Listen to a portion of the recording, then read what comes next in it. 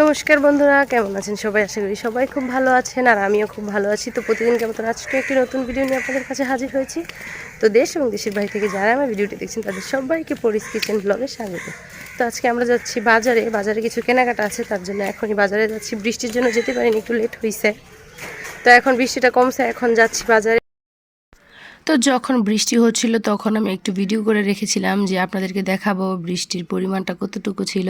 এই তো দেখুন পুরো উঠানে জল জমে গেছে, তার জন্য তখন বের হতে পারছিলাম না। যেতে যেতে অনেকটা লেট হয়ে গেছে। আমি অনেক দিন ধরেই বলতেছি বাজারে যাব, একটু দরকার আছে। বাপের বাড়িতে আসলে অনেক কিছু এটা সেটা নিয়ে যায় আর কি। তো এই জন্য বাজারে যাওয়া খুব জরুরি ছিল, কারণ বাসায় তো চলে যাব। তো এই তো বোনকে নিয়ে আর মেয়েকে নিয়ে বের হয়ে গেলাম। এখন যাব আমরা বাবার দোকানে। তো দেখুন রাস্তাঘাটের কি অবস্থা, একদিক দিয়ে এত ভিজা, পানি জমে একদম কাদা হয়ে গেছে, আরেক দিক দিয়ে একটু শুকনো, এরকম অবস্থা। তো যাই হোক, বাজারে যাওয়ার জন্য আমি আর আমার বোন আমার মেয়ে বের হয়ে গেলাম। তখন ছিল টাইম পুরো 12টা। তো এই তো আমি আমার বাবার দোকানে চলে আসছি। এটা হচ্ছে আমার বাবার দোকান। আমার বাবা এই ধরনের আসবাবপত্র জিনিস বিক্রি করে। তো আমার বাবার দোকানে দাঁড়িয়েছিলাম, ভাবলাম আপনাদের সাথে একটু শেয়ার করি যে আমার বাবা কী কাজ করে। এই তো স্টিলের যত জিনিসপত্র আছে সেগুলোই আমার বাবা বিক্রি করে।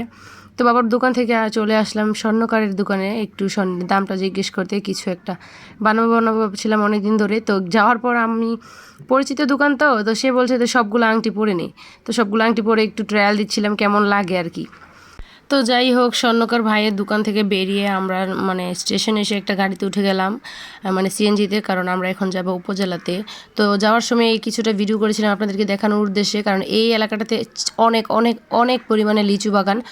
আমাদের এই সোনারগাঁ এলাকাটাতে অনেক প্রকারের লিচুর বাগান আর অনেক অনেক লিচু গাছ। তো ভাবলাম যে একটু শেয়ার করি। দূরে দূরে অনেকগুলো লিচু গাছ, আপনাদেরকে ভালো করে দেখাতে পারিনি কারণ অনেক দূর থেকে তো বোঝা যাচ্ছিল না। তো যাই হোক, আমি যতটুকু পারছি চেষ্টা করছি। তো আপনারা জানি না দেখছেন কি না। তো এই তো চলে আসছি উপজেলার উদ্দেশ্যে বের হয়েছিলাম, আর একটু কাজ আছে উপজেলাতে। তো উপজেলার পাশে একটা ব্যাংক ছিল, তো সেই ব্যাংকে একটু ঢুকে গেলাম, সেখানেও একটু কাজ ছিল। তো এই তো উপজেলায় আসার পর ওই তো বললাম না 12টা 1টা বাজে। তো দেখি দুপুরের খাবার খেতে চলে গেছে, যার কাছে আসছি উনি চলে গেছে খাবার খেতে। তো এর জন্য এখানে একটু ওয়েট করতেছিলাম যাতে উনি কখন আসে সেটার জন্য।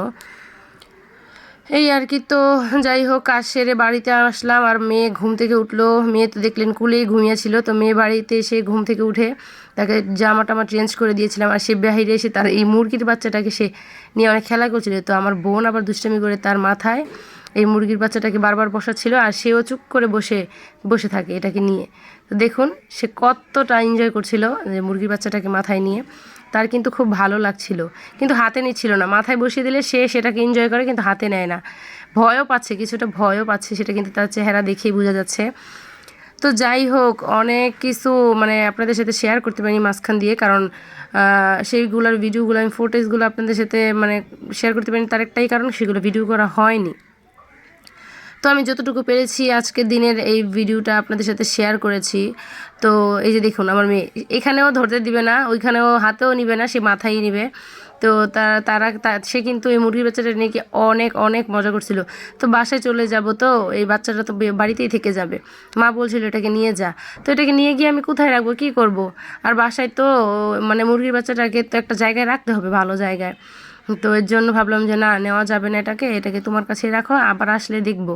আর মুরগির বাচ্চাটাকে বলতেছিলাম, মুরগির বাচ্চা আমরা যাচ্ছি এবার, তারপরের বার আসার পর দেখবো তুমি বড় হয়ে গেছো, অনেক বড় হয়ে গেছো, ভালো করে খাওয়া দাওয়া করবে, পরীর মতন এরকম না খেয়ে শুকনো হয়ে বসে থাইকো না, এরকম বলতেছিলাম। আর কিন্তু আমার মা আবার দুষ্টামি করতেছিল যে এটাকে নিয়েই যা, এরকম না বলে নিয়ে যা, নিয়ে গিয়ে খাইয়ে দাইয়ে বড় করে দে, আর পরিও এটা দেখে দেখে খাওয়া দাওয়া করবে। আমি ভাবলাম যে না মা, নিব না, কারণ এটা নিলে আমার রাখতে সমস্যা হয়ে যাবে, তার জন্য এটাকে রেখেই যাব।